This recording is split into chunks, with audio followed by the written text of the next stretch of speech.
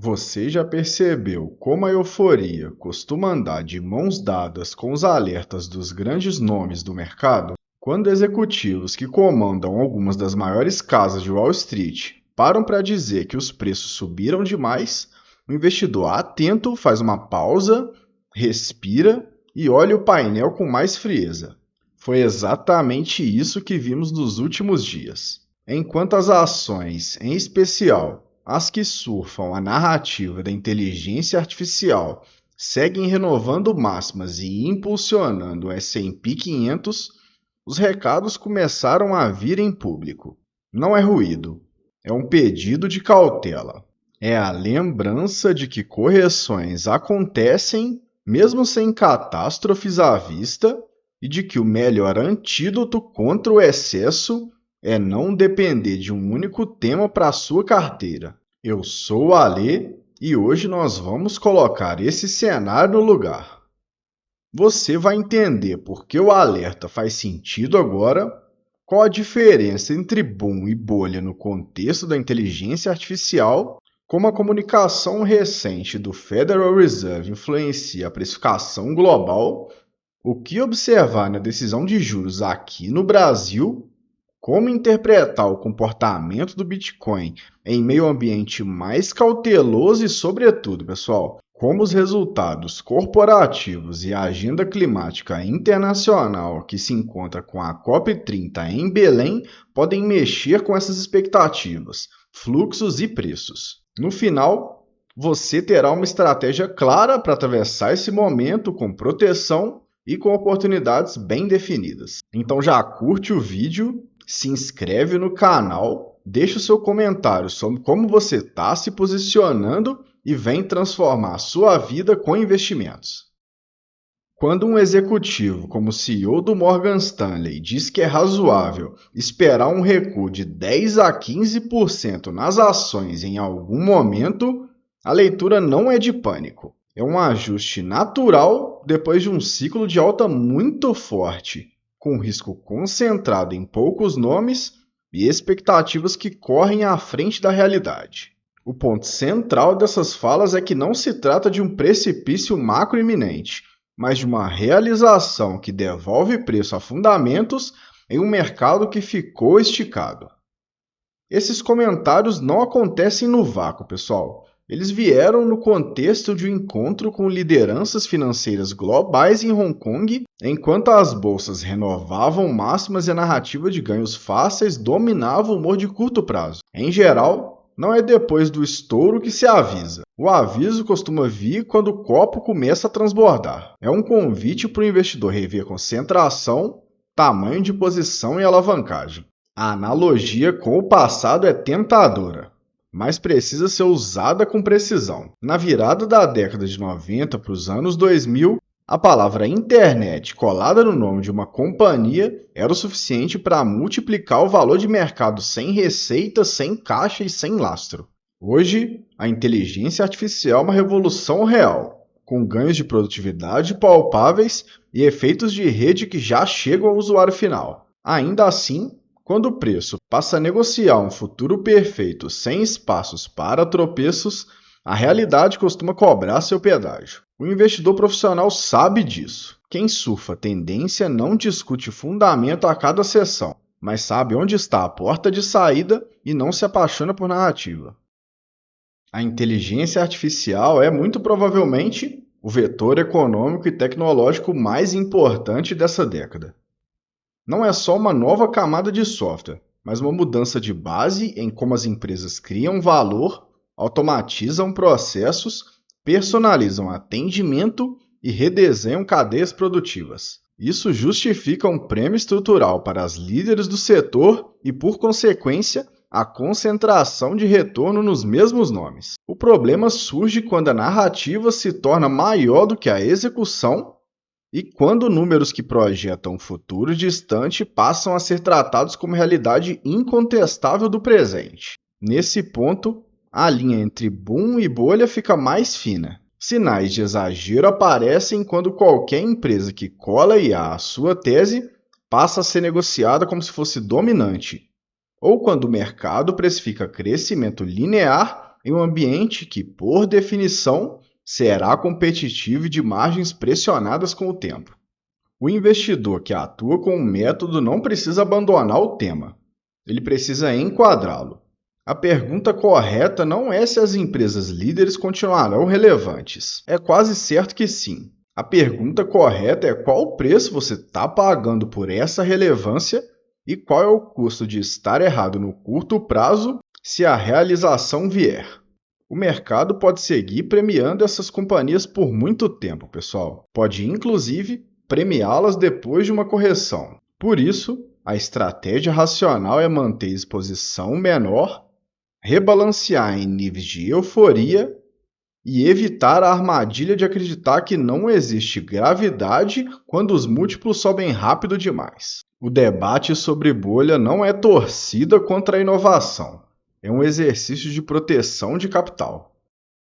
O discurso recente de Jerome Powell foi mais contido. Em resumo, não entregou promessas antecipadas de corte de juros.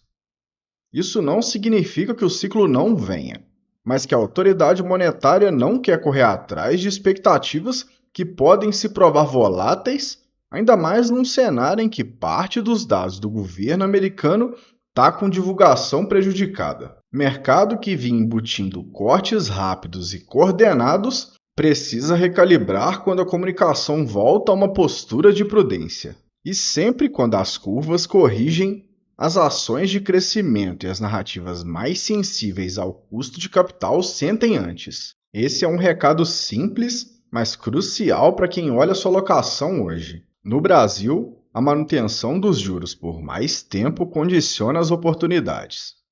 Títulos de curtíssimo prazo seguem úteis como base de caixa e como colchão de liquidez. A parcela indexada à inflação segue fazendo sentido como proteção de poder de compra com duration compatível ao seu horizonte para evitar surpresa de marcação a mercado. A renda variável continua sendo motor de retorno no longo prazo, mas com um ajuste fino de risco. A vida do investidor brasileiro é sempre um equilíbrio entre aproveitar janelas locais e globais sem perder de vista o que o preço do dinheiro está fazendo em cada ponta. Em períodos de comunicação mais dura do Fed, a disciplina em rebalancear posições vencedoras e dar espaço para assimetrias locais costuma ser premiada. O recuo recente do Bitcoin para as mínimas em vários meses acendeu alertas entre investidores mais sensíveis a variações de curto prazo. Aqui vale um lembrete que protege carteiras ao longo do tempo. Volatilidade não é defeito em cripto, pessoal, é a regra do jogo. A tese de reserva digital, proteção contra diluição monetária e infraestrutura de liquidação global rápida não muda por causa de alguns dias de queda. O que muda é a sua percepção de risco se a sua posição foi montada pelo impulso da euforia e não por um racional claro. No intervalo entre euforia e pânico, o investidor disciplinado faz o básico. Ele define tamanho de posição compatível com a classe de ativo, evita alavancagem em ambientes de liquidez mais apertada e trata movimentos de queda como parte esperada do desenho. É assim que a convicção sobrevive às manchetes. Se você quer medir a temperatura de uma economia, olhe para os grandes bancos. Crédito, inadimplência, margem financeira e receita com serviços contam uma história que vai além da cotação do dia. O Itaú entregou um lucro trimestral recorde que não é apenas um feito contábil. É um sinal de execução consistente, ganho de eficiência e uma fotografia de que a atividade econômica segue respirando. As receitas com seguros e tarifas vieram fortes. O crescimento do crédito foi sustentado sem uma deterioração descontrolada da inadimplência. O mercado respondeu não só com preço no papel, mas com um símbolo que fala muito por si. O Itaú ultrapassou a Petrobras e retomou o posto de companhia mais valiosa da Bolsa Brasileira. Isso não acontece por acaso, pessoal. A mensagem por trás desse movimento é que, apesar do barulho global, o investidor local encontra em nomes de qualidade uma combinação de resiliência e retorno ajustado ao risco, que sustenta a tese de Brasil no portfólio. Esse desempenho não significa que o ciclo de crédito não tenha desafios. Significa que, nesse momento, a engrenagem funciona. Para o investidor, a leitura é objetiva.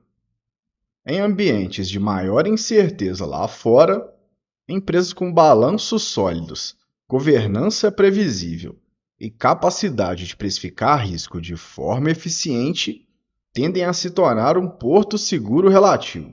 Elas não só carregam um índice, elas ancoram expectativas. Em paralelo, companhias do setor de energia e infraestrutura seguem com um papel central na percepção de risco do país, porque são sensíveis às decisões de investimento, a preços regulados e à previsibilidade de regras. É por isso que a discussão sobre dividendos, plano de investimentos e eficiência operacional em grandes estatais continua sendo um vetor de humor para a Bolsa, ainda mais quando o investidor estrangeiro está com o Brasil no radar.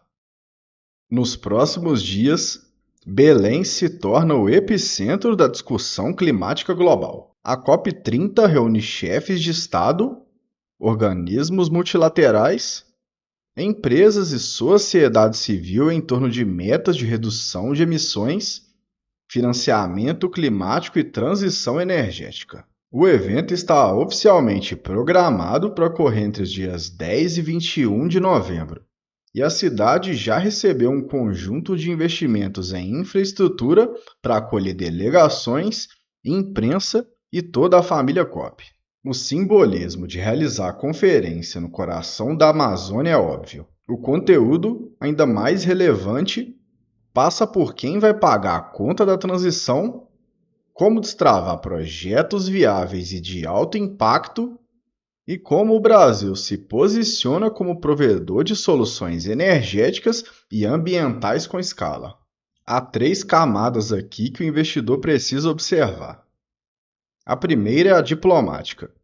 O país hospeda a conferência, concentra os holofotes e, por isso mesmo, terá cobranças claras. Compromissos assumidos em plenária viram narrativa de médio prazo que guiam decisões de investimento de fundos temáticos e de braços de crédito multilateral. A segunda é econômica.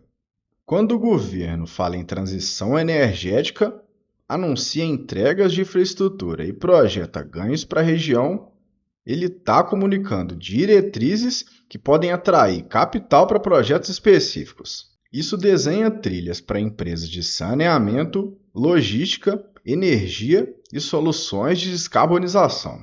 A terceira é a sensível e toca diretamente o debate sobre a Foz do Amazonas. É possível conciliar uma agenda de desenvolvimento com exigências ambientais mais duras, auditorias independentes, condicionantes e governança de longo prazo.